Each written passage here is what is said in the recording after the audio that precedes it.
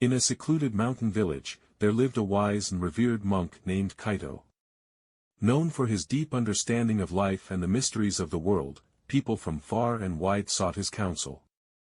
One day, a woman named Hannah arrived at the monastery. She was beautiful, but her eyes were filled with sorrow. She approached the monk and asked, "Master Kaito, I have a question that has troubled me for years. I loved a man deeply, but he left me for another. Why did this happen? Was I not enough?" Kaito looked at her with compassion and invited her to sit by the tranquil pond in the monastery's garden. The water was still, reflecting the serene surroundings. He then asked Hannah to gaze into the water and tell him what she saw. "I see my reflection," Hannah replied. The monk nodded and gently tossed a pebble into the pond. The water rippled, distorting the reflection. "Now, what do you see?" he asked.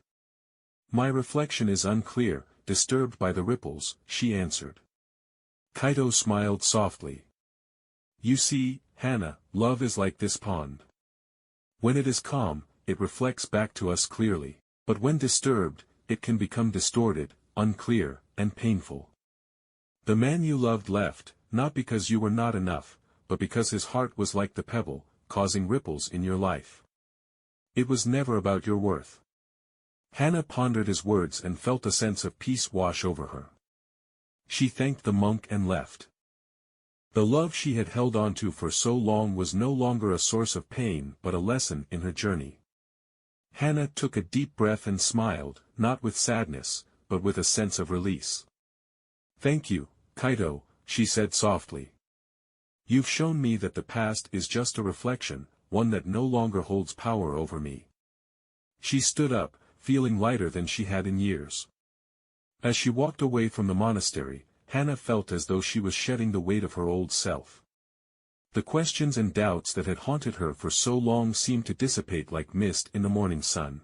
For the first time in a long while, Hannah felt free.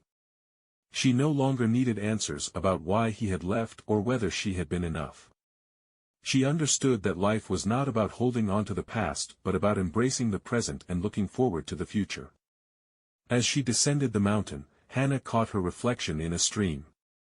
This time, she did not see sorrow or loss. She saw a woman who had grown stronger, wiser, and more at peace with herself. Hannah smiled at her reflection, not as a question but as an affirmation.